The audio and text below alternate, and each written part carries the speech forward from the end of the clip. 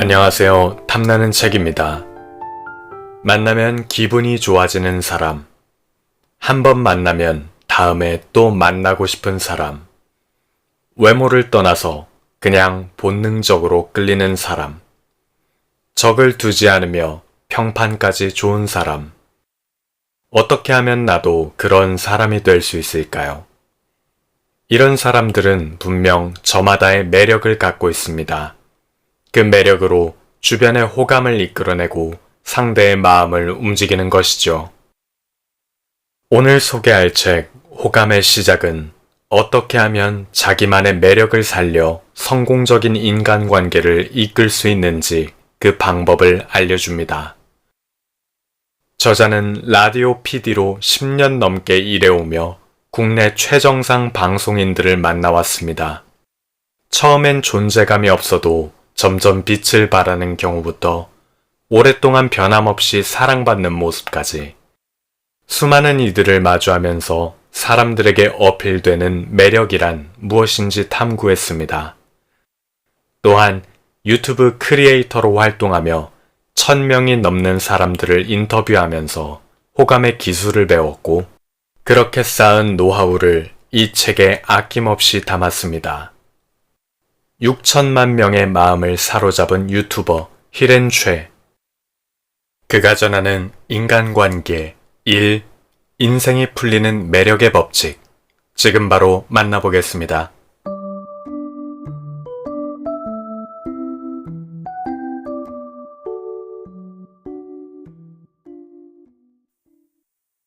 잊을 수 없는 사람의 특징.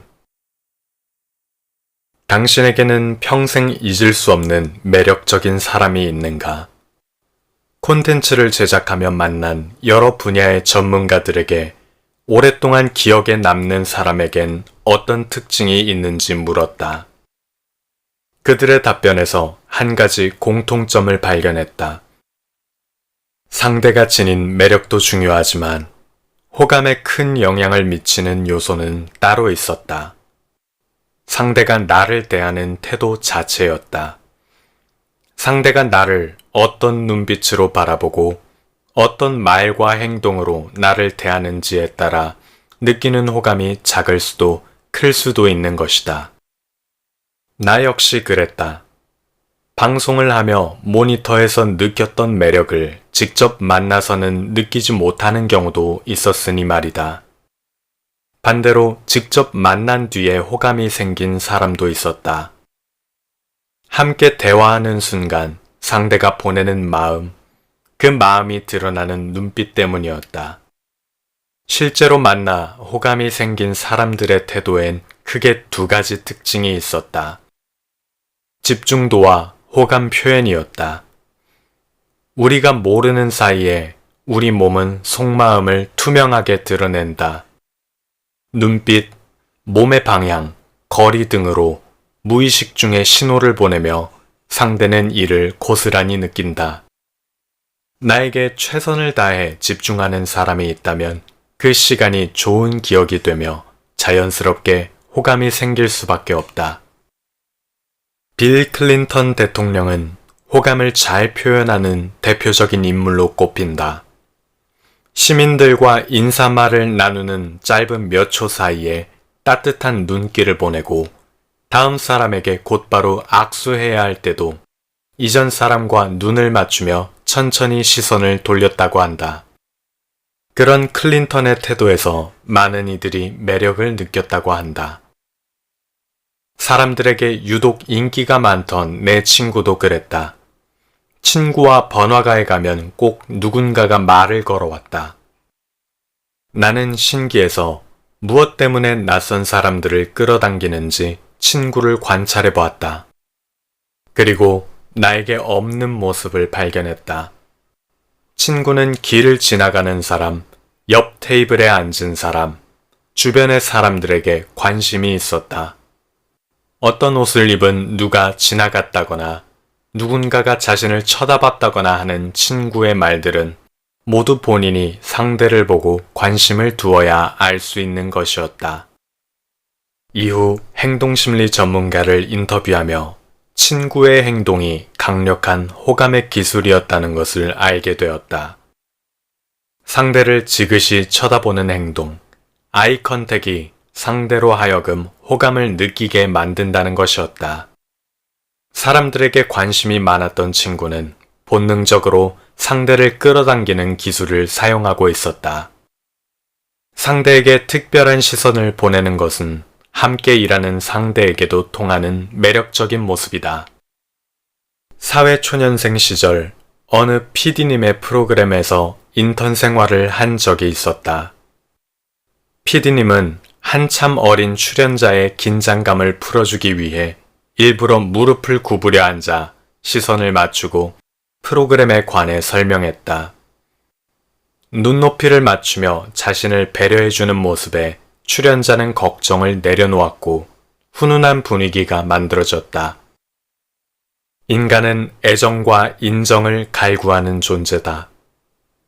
내가 사랑하는 사람들, 그 밖에 가까운 사람들, 또 매일 마주치는 사람들이 나를 인정하고 대우할 때 행복을 느낀다. 자존감이 높고 자립심이 강한 사람일지라도 매일 만나는 사람들에게 홀대받거나 무시당한다면 마냥 순수하게 행복할 수는 없을 것이다.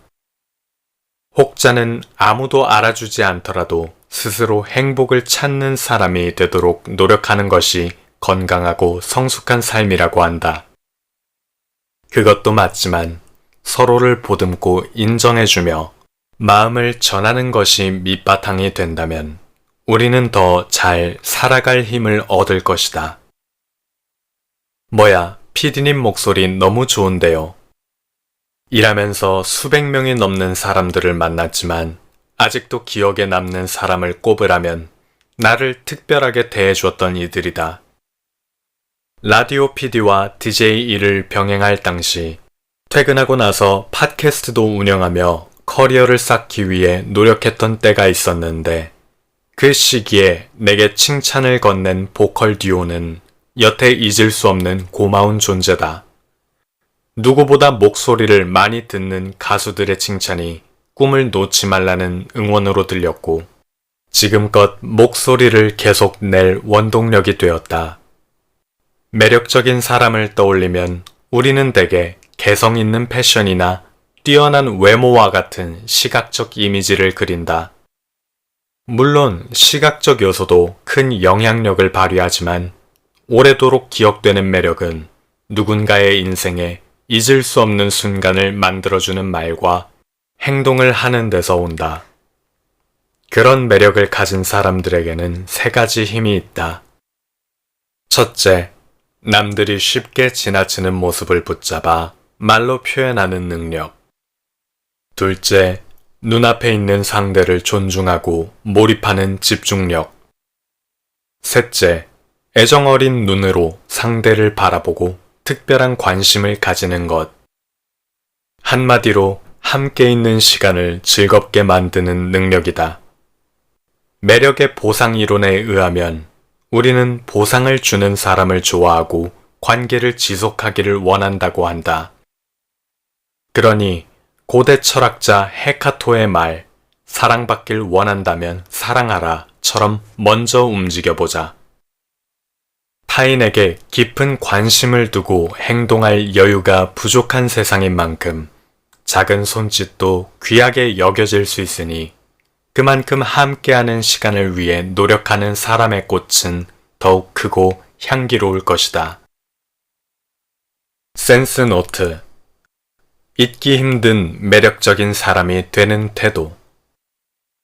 순간만큼은 상대에게 최선을 다하고 집중할 것. 짧은 시간의 만남이라도 적극적으로 표현할 것. 당신을 알고 있다 라는 관심을 가질 것. 상대의 눈높이를 맞춰 대화할 것. 그냥 지나칠 수 있는 사소한 장점이라도 짚어줄 것. 무시하지 않고 존중하는 화법으로 이야기할 것. 나의 실수나 약점도 인정할 것. 상대가 싫어하는 행동을 하지 않을 것. 친해지고 싶은 상대와 친해지는 법. 누군가와 친하게 지내고 싶다면 상대에게 다가가야 한다. 이토록 당연한 이야기를 하는 이유는 사람들 대부분이 제대로 다가가는 방법을 모르기 때문이다. 자칫 잘못하면 친해지기는커녕 상대가 부담을 느끼고 멀어질 수도 있는 게 인간관계다. 나는 늘 이 부분이 고민이었다. 먼저 불쑥 연락하면 부담을 느끼지 않을까? 상대는 아직 준비되지 않았는데 나만 너무 친한 척을 하는 것인가 하고 말이다. 하지만 적극적으로 먼저 다가가 보고 인연으로 이은 경험이 늘어날수록 느꼈다. 사람들은 자신에게 다가오는 이에게 생각보다 부담을 느끼지 않는다는 것을. 다음에 5가지 방법은 내가 사람들과 인연을 이어가는 데 도움을 주었다. 일명 OF 법칙이다. 센스 있게 인간관계를 만들고 싶다면 꼼꼼히 살펴보자. 첫째, face, 첫인상을 결정하는 표정. 뇌과학자 폴 왈렌의 연구에 의하면 우리 뇌의 편도체는 0.1초도 채 되지 않는 짧은 시간 동안 상대를 평가하는 신호를 보낸다고 한다. 짧게는 0.1초, 길게는 몇 분 내로 호감도가 결정되는 것이다. 이 첫인상을 뒤집기 위해서는 수백 배의 정보가 필요하다고 하니 처음부터 분위기를 긍정적으로 만드는 것이 좋다. 첫인상에 있어 중요한 것은 2가지다. 바로 표정과 말의 근육이다. 영상 콘텐츠를 만들며 나에게 생긴 변화 중 하나도 표정이다. 영상을 편집하다 보니 나도 모르게 짓는 부정적인 표정들을 알아차릴 수 있었고 어색한 표정을 밝게 바꾸기 시작했다.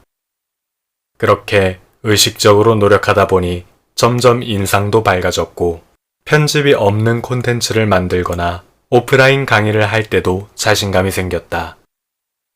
사실 이는 신입 PD 시절 함께 일했던 진행자에게 배운 것이다.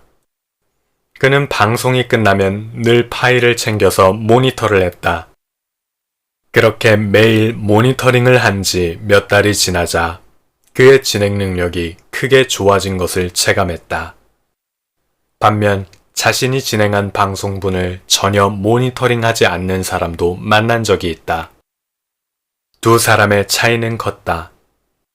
모니터링을 하지 않은 진행자는 자신만의 장점이 있는데도 점점 청취자들의 큰 호응을 얻지 못했다. 하지만 모니터링하며 노력했던 진행자는 꽤 오랫동안 사랑받으며 방송을 진행했다. TV에 출연하는 방송인들이 시간이 지날수록 호감 가는 외모를 갖추게 되는 것도 이와 무관하지 않다. 카메라 마사지는 비단 시술이나 스타일링에 국한되지 않는다. 그들은 꾸준히 자신의 모습을 모니터하며 외적인 스타일과 얼굴 표정, 행동에 신경 쓴다. 사람을 만날 때 호감이 0.1초 만에 형성되기도 하는 만큼 밝은 표정을 연습하면 친해지고 싶은 상대를 만났을 때 좋은 인상으로 드러날 것이다. 둘째, feeling. 긍정적인 말. 친해지고 싶은 상대를 만났을 때 내가 하는 말이 아첨으로 느껴지거나 진정성이 떨어질까봐 담백해 보이려고 오히려 부정적인 뉘앙스로 말한 적이 있는가? 그렇다면 다음의 실험을 눈여겨보자. 미국 데이비드 드라크만 교수 연구진이 실시한 실험에서 참가자들에게 3종류의 말을 하고 어떤 말을 들었을 때 가장 반응이 좋았는지를 살폈다. 첫 번째 집단에는 긍정적인 말만, 2번째 집단에는 부정적인 말만, 3번째 집단에는 긍정과 부정의 말을 섞어서 했다. 그 결과 첫 번째로 긍정적인 말만 했던 사람을 가장 좋아했다는 것을 알 수 있었다. 심지어 상대가 무언가를 얻어내기 위해 아부한다는 사실을 알더라도 호감을 느꼈다는 것이다. 나 역시 친해지고 싶은 사람을 만나면 말할 때 주의를 기울인다. 같은 말을 해도 긍정적인 표현으로 대화 중 부정적인 주제가 나왔더라도 끝맺음은 가급적 긍정적으로 하려 한다. 특히 인터뷰 코너를 진행하며 이를 더욱 체감한다. 긍정적인 분위기 속에서 웃으며 대화를 이어나가면 해당 분위기가 그대로 방송에 담길 뿐만 아니라 출연자는 우리 프로그램 혹은 나를 좋게 기억했다. 이후 개인적인 부탁을 위해 갑작스럽게 연락했을 때도 나의 우려와 달리 흔쾌히 들어주었던 것을 보며 또 느꼈다. 긍정적인 말은 호감을 얻는 고속도로이자 치트키와도 같다. 상대와의 관계가 초반일수록 부정적인 이야기는 최대한 미루자. 처음부터 부정적인 말을 하는 사람과 계속 만나고 싶은 사람은 잘 없으니 말이다. 부정적인 주제는 충분히 친해지고 난 다음에 해도 늦지 않다. 직접적으로 칭찬하는 것이 어색하거나 어렵다면 긍정적인 주제로 이야기를 건네자. 맛있는 음식이나 맑은 날씨처럼 우리 주변엔 긍정할 것이 의외로 많다.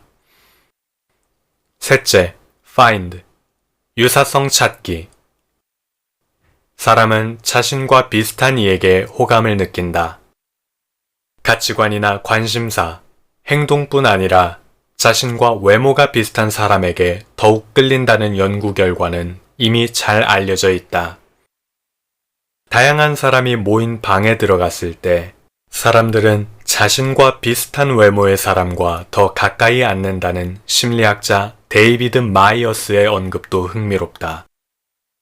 그러니 누군가와 가까워지고 싶다면 상대와 나의 공통점을 찾아내거나 유사성을 만들기 위해 노력할 필요가 있다. 처음부터 취향이나 성격이 비슷하면 좋겠지만 그렇지 않더라도 충분히 비슷한 점을 찾을 수 있다. 그러기 위해선 관찰력을 기르는 게 중요하다. 상대를 주의 깊게 보고 이야기를 경청하며 그가 어떤 사람인지 알아야 나와 비슷한 점을 찾아낼 수 있기 때문이다. 이는 공감과도 연결된다. 상대에게 집중하면 미세한 감정의 변화를 읽을 수 있고 그러다 보면 공감하게 되면서 친해질 수 있다. 넷째, fascinating. 매력적인 분위기의 힘. PD 시절부터 장소가 주는 힘을 느낄 일이 많았다. 근사한 곳에서 촬영했을 때 출연자들이 평소 컨디션보다 더 기분 좋게 최고의 아웃풋을 냈다. 영상에 멋진 그림까지 담을 수 있었던 것은 말할 것도 없었다. 그때의 경험 덕에 매력적인 장소를 지도 앱에 모으는 취미가 생겼다. 레스토랑, 카페처럼 카테고리를 정해 지역별로 근사한 장소와 맛집을 저장해두니 든든했다. 이후에도 나는 친해지고 싶은 사람이 있으면 만남에 앞서 장소의 힘을 빌린다. 저장해둔 장소 중에 상대와 어울리는 곳을 찾는다. 이는 나 자신을 위해서이기도 하다. 격식 있는 옷을 입었을 때 그 옷에 맞게 행동하고 싶어지는 것처럼 멋진 곳에 가면 그에 어울리는 근사한 말과 행동을 하고 싶어진다. 친해지고 싶은 상대 앞에서 최선의 모습을 보여주고 나면 상대와의 인연이 깊은 친분으로 이어지지 못하더라도 큰 후회나 미련이 없다. 공간을 매력적으로 연출하기 위해 내가 즐겨 사용하는 또 다른 도구는 조명과 음악이다. 사람들을 집에 초대하거나 촬영장의 분위기를 만들어야 할 때 따뜻한 느낌의 조명과 음악을 사용하면 큰 비용을 들이지 않고도 원하는 분위기를 연출하기 쉽다. 라디오를 연출하면서 음악이 어떻게 사람의 마음을 매료하는지를 체감했고, 영상을 연출하며 조명에 따라 공간과 그 안에 머무르는 사람이 어떻게 달라지는지를 배웠다. 그러니 상대의 취향을 전혀 모르는 상태라면 조명과 음악을 따뜻하게 연출해보자. 편안한 분위기 속에서 자신도 모르게 마음을 열게 되는 상대를 발견하게 될 것이다. 다섯째, favor. 사소한 부탁을 해볼 것. 상대 스스로 자신이 괜찮은 사람이라고 느끼게 만드는 것도 관계를 진전시키는 방법이다. 그중 하나가 부담스럽지 않은 작은 부탁이다. 작은 부탁으로 상대가 나에게 호의를 베풀 수 있게 하는 것이다. 사람은 의외로 부탁을 잘 들어주고 자신이 호의를 베풀게 만드는 상대에게 호감을 느낀다. 초등학생 때 나에게 책을 자주 빌리던 친구가 있었다. 친구는 아침마다 함께 등교하자며 우리 집에 찾아왔고 나를 기다리면서 관심 있는 책을 빌렸다. 책을 빌렸으니 다시 돌려주면서 친구와 얘기를 나눴고 우리는 자연스레 더 가까워졌다. 어느 순간 친구에게 책을 빌려주는 일이 즐거웠다. 책을 재미있게 읽었다는 말, 밝은 표정의 친구를 보면 나도 덩달아 기분이 좋아졌다. 어른이 된 지금까지 그 친구에 대해 좋은 기억이 남은 것을 보면 부탁의 효과는 생각보다 크다. 부탁의 효과를 알고 적극적으로 활용한 인물도 있다. 벤자민 프랭클린이다. 그는 정치적으로 적대 관계에 있던 이에게 값비싼 책을 빌려달라는 편지를 보내고 호의적인 관계를 만드는 데 이용했다. 사소한 부탁은 인간적인 관계를 형성하는 시작이 되고 이를 통해 서서히 호감을 쌓을 수 있게 된다. 사실 선뜻 부탁하기가 쉽지는 않다. 그럴 때 나는 두 가지 생각을 하며 용기를 내본다. 첫째, 사람들은 생각보다 부탁을 싫어하지 않는다는 것. 둘째, 부탁을 했다면 수락한 상대에게 진심으로 감사하는 마음을 갖고 보답하자는 것. 친해지고 싶은 사람일수록 연을 이어가야 하지 않겠는가. 그러니 부탁을 하고 감사하다고 인사하는 과정이 상대와 자연스럽게 친해질 기회다. 관계 스트레스를 줄이는 습관. 사람이 가장 어렵다. 어른이 되면 자연스레 사라질 줄 알았던 관계에 대한 고민은 끝나지 않고 지속된다. 형태만 조금씩 달라졌을 뿐 고민이 새롭게 진화해 몸과 마음을 무겁게 가라앉힌다. 마음대로 되지 않는 관계로 힘들어질 때면 먼저 화살이 나에게 향한다. 내가 잘못한 건 없는지, 무엇이 부족했는지 돌아본다. 답을 찾으면 다행이지만 마땅한 답을 찾지 못하면 나에게 향했던 화살이 방향을 틀어 상대에게 향하게 된다. 실수가 명백했을 땐 서로 풀면 되지만 혼자만의 오해가 쌓이면 그때부터 관계에 금이 가기 시작한다. 그동안 쌓은 신뢰는 사라지고 부정적인 감정이 지배하게 되는 것이다. 관계의 굴곡을 몇 번 겪고 나서 좋은 관계를 오랫동안 유지하려면 내 마음가짐부터 점검해야겠다고 생각했다. 불필요한 오해를 키우지 않아야 나도 덜 힘들고 적어도 나로 인한 관계가 망가지는 일을 막을 수 있을 테니까. 그렇게 인간관계의 스트레스를 줄이기 위해 나는 다음의 3가지 습관을 들이려고 노력했다. 첫째, 인간관계는 식물 키우기다. 나를 둘러싼 인간관계 속에서 서운한 감정을 자주 느끼던 시기가 있었다. 나만 빼고 다른 친구들과 자주 만나는 것 같은 친구. 다른 사람에겐 SNS 하트를 잘 눌러주면서 나에게는 가끔 눌러주는 사람. 자신이 필요할 때만 연락이 잘 되는 사람 등 사소하지만 한번 인지하고 나니 그렇게 신경 쓰일 수가 없었다. 그러던 어느 날 문득 거실 한쪽에 놓인 화분이 보였다. 유독 이 나무는 잘 자라고 있네. 예전부터 식물에 있어서는 마이너스의 손이었다. 내가 키우는 식물들은 오래 살지 못했다. 그런데 구석에 놓인 작은 고무나무는 몇 년 동안 꾸준히 잘 자라고 있던 것이다. 다른 식물들과 어떤 차이가 있길래 저 나무만 잘 자랐을까 생각해 보았다. 이유는 적당한 관심과 무관심이었다. 잘 키우고 싶은 마음에 자주 들여다보며 물을 주던 여인초는 생각보다 오래 살지 못했다. 그 다음으로 물을 자주 주지 않아도 잘 산다는 스투키를 들였는데 그러다 보니 물을 줘야 한다는 사실을 잊어버렸고 어느 순간 바싹 말라버렸다. 인간관계도 식물 키우기와 같다. 너무 물을 많이 주면 죽고 무관심하면 말라버린다. 적당한 관심, 그리고 각각의 특성에 맞춰 빛과 애정을 주어야 한다. 그런데 나는 혼자 앞서가며 하고 싶은 대로 물을 주고는 잘 자라지 않는다고 실망하고 있었다.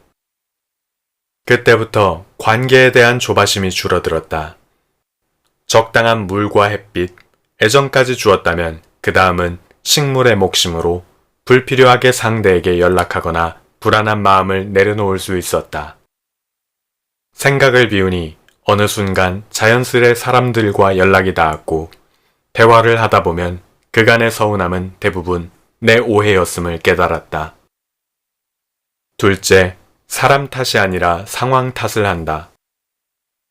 마음에 여유가 있는 사람은 타인에게 휘둘리지 않고 부정적인 상황에서도 평정심을 잃지 않는다. 반대로 마음의 여유가 사라질수록 불안해진다. 여유가 없으니 생각도 급하다. 그럴 때는 사실과 다른 판단을 하게 될 확률이 올라간다. 과거에 자신이 경험한 것, 그리고 현재 처한 환경에 따라 상황을 왜곡해서 받아들이기도 하기 때문이다. 무슨 일이 있었던 거겠지 뭐. 마음의 여유를 위해 나는 먼저 사람 탓을 하는 대신 환경 탓을 하려고 한다. 예를 들어 어느 가게에 갔을 때 직원이 불친절하더라도 우선 바빠서 그런가 보다 라고 생각하면 약간의 불편쯤은 넘길 수 있다. 서비스에 문제가 생겨 내가 피해를 보지 않은 이상 환경 탓을 먼저 하면 부정적인 감정에 전염되지 않을 수 있다.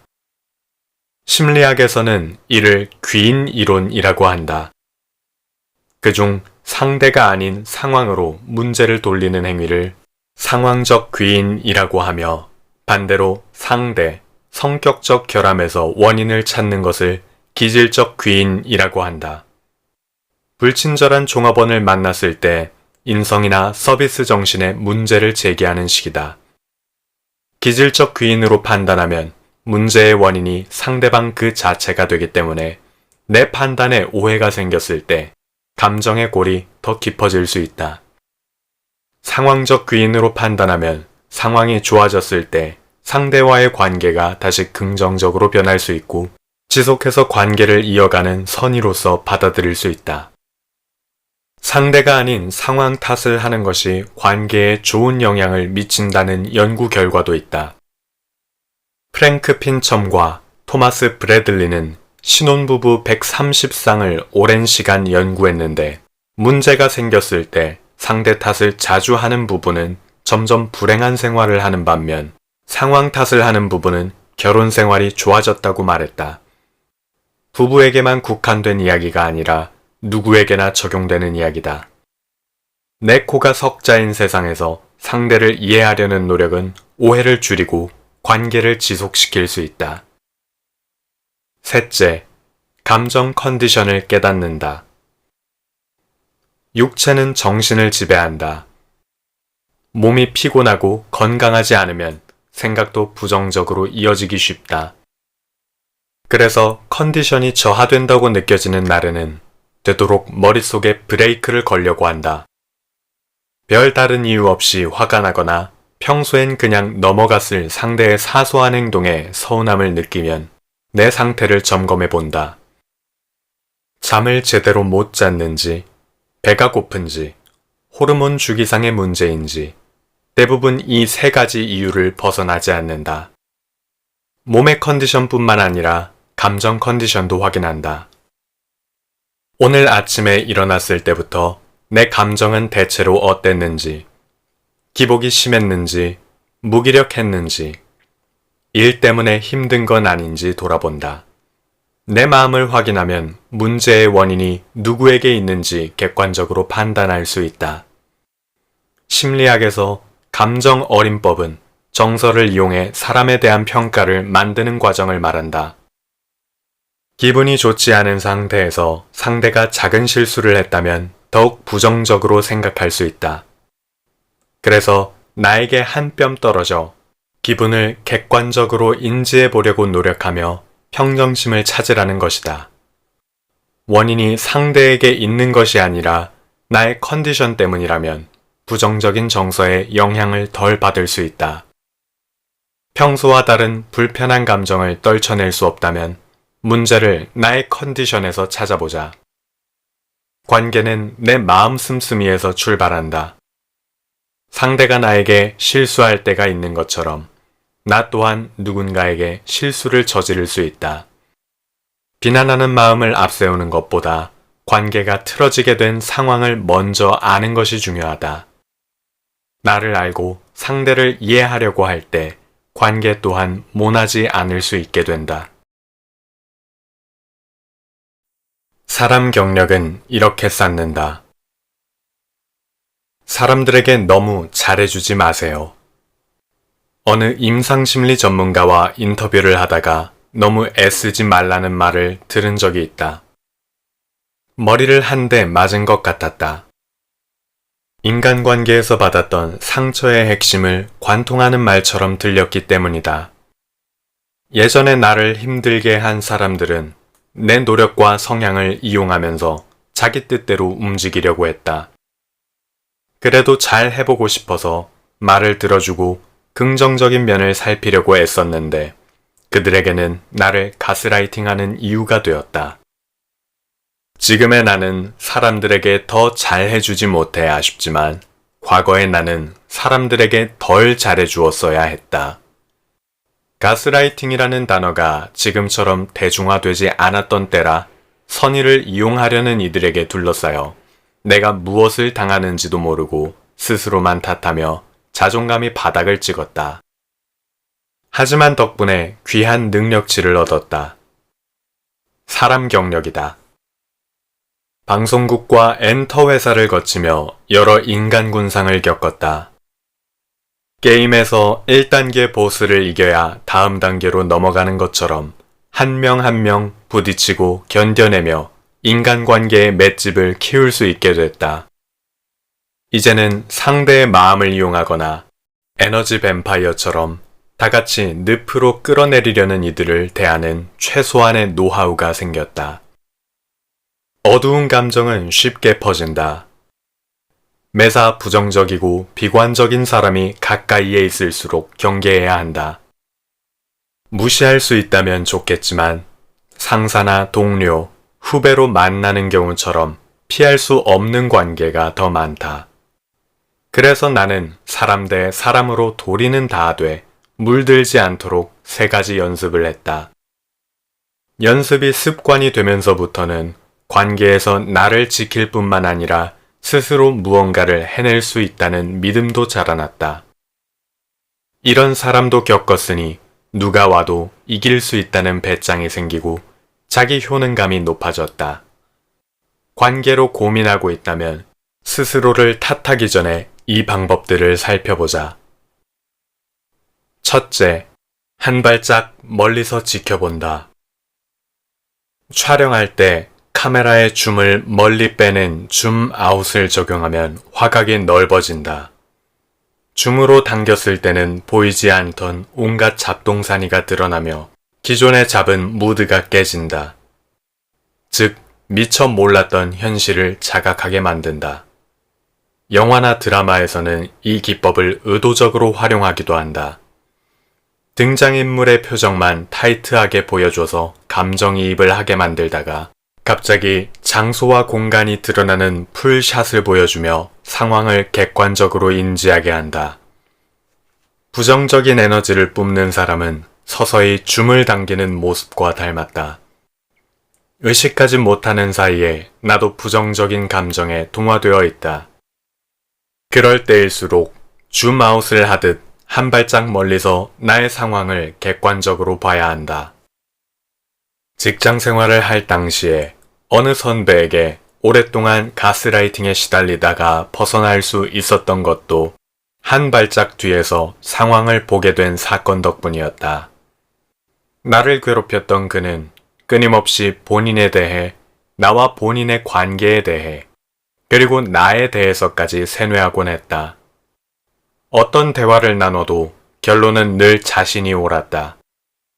객관적으로 그가 잘못한 일이 벌어져도 시간이 지나면 모두 내 탓이 되어 있었다. 뭔가 잘못되고 있다는 것은 알았지만 자존감이 낮아진 상태라 확신이 없었다. 그러다 내가 제3자로서 그와 비슷한 직급에 있는 다른 사람과의 대화를 지켜볼 일이 생겼다. 객관적으로 봤을 때 나를 힘들게 했던 그 선배의 잘못이었다.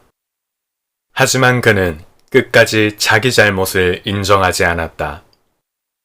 심지어 은근슬쩍 상대에게 잘못을 뒤집어 씌우려고 했다. 계속 감정에 호소하고 앞뒤가 맞지 않는 자기만의 논리로 몰아가는 모습을 보면서 내가 아니라 나를 괴롭힌 사람에게 문제가 있다는 것을 비로소 깨닫게 되었다. 철학자 발타자르 그라시아는 불행을 동정하되 선의를 이용당하지는 말라고 했다. 나는 이 말이 이렇게 들렸다. 아무리 심지가 곧은 사람이라도 오랜 시간 이용당하다 보면 마음이 점점 차가워질 수밖에 없다. 그러면 정작 필요한 사람들에게 줄 애정이 줄어든다. 내가 아끼는 사람들과 마음을 주어야 할 곳에 힘을 쏟아붓기 위해선 나를 지키는 지혜가 필요하다라고. 지금 누군가에게 휘둘리고 있다면, 자신감이 떨어지고 내가 믿어왔던 가치와 신념이 흔들린다면 줌아웃을 할 타이밍이다. 둘째, 태도는 부드럽게, 말은 단호하게 한다. 강한 자만이 살아남는 약육강식의 분위기 속에서 조그만 말 실수에도 몇 배로 뒤집어 씌우는 이들이 많았다. 그때부터 나는 이리 치이고 저리 치이지 않기 위해 한 번 더 침착하게 생각하고 말하는 버릇이 생겼다. 그리고 나를 지킬 호신용 언어를 고민했다. 가장 효과적인 방법은 단호하게 말하되 태도는 부드럽게 대하는 것이었다. 말하고 있는 모습 자체가 친절하니 시비가 걸릴 일도 없었다. 유명한 커뮤니케이션 이론인 메러비안의 법칙에 의하면 우리는 대화 중에 상대가 말하는 내용보다 시각이나 청각 쪽 요소에 큰 영향을 받는다고 한다. 시각은 55%, 청각은 38%, 말의 내용은 7%밖에 차지하지 않는 것이다. 같은 메시지라도 표정, 목소리 톤과 어조에 신경 쓰면 더 부드럽게 들리는 이유다. 처음에는 강한 어조로 함께 화를 내며 맞서보기도 했다. 하지만 일터에서 화를 내면 일은 해결되지 않고 나만 피곤해졌다. 더군다나 애정 없는 상대에게 시간을 들여서까지 에너지를 낭비할 이유가 없었다. 일하기도 바빴던 나로서는 더욱이 태도를 부드럽게 바꾸는 것이 맞는 방식이었다. 그렇게 점점 휘둘리지 않게 됐고 자신의 입맛대로 하려는 사람들도 사라졌다. 셋째, 말보다 행동하는 사람을 곁에 둔다. 사람은 입체적이기 때문에 인간관계가 어려울 수밖에 없다. 어느 날은 나쁜 사람이었다가도 어느 날은 아니다. 상대방을 어떻게 대해야 할지 헷갈리면 나와 상대의 말을 음소거해 본다. 그럼 말 이면에 감춰진 모습을 제대로 볼 수 있다. 먼저 상대의 말을 경청한다. 경청하려는 내 노력을 이용하는 사람도 있었지만 경청하는 태도 자체는 배려하는 모습이며 상대를 어떻게 대해야 할지 파악하는 데 도움이 된다. 특히 부정적인 느낌을 주는 상대와의 대화에서도 경청이 중요하다. 상대의 말을 잘 들으면 나를 방어하며 상대를 파악하는 힌트를 얻을 수 있다. 반대로 내 이야기를 지나치게 많이 할 경우 상대가 마음대로 나를 재단할 빌미를 줄 수 있기 때문에 말을 아끼는 것이 좋다. 이상하게 내가 원하는 프로젝트와 반대되는 일만 시키는 상사에게서 이것을 배웠다. 대화 중 업무의 호불호를 비롯해 내가 바라는 일에 대해 속속들이 알았기 때문에 상사는 내게 정반대의 일만 지시할 수 있었다. 우연의 일치인 줄 알았지만 의도적이었다는 것을 알게 된 후부터 누군가를 만날 때 서로가 편안한 관계가 되기 전에는 말을 아끼게 되었다. 다음으로 상대의 행동을 본다. 말하는 대로 행동하는 사람인지 말뿐인 사람인지 보는 것이다. 여러 사람에게 휘둘리던 시절에 불필요한 감정을 끊어낼 수 있었던 것도 그들이 어떻게 행동하는지 살핀 덕분이었다.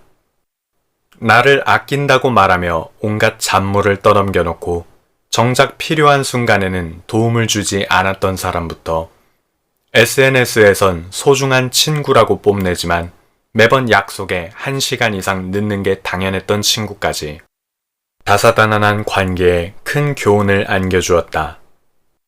나를 괴롭게 하는 사람들 때문에 힘들어하지 말자. 너무 애쓰지도 말자. 가시에 찔리기 전에 나를 지키는 것이 나를 둘러싼 관계를 건강하게 하는 방법이다. 지금까지 호감의 시작 일부를 낭독해드렸습니다. 끝까지 함께 해주셔서 감사합니다.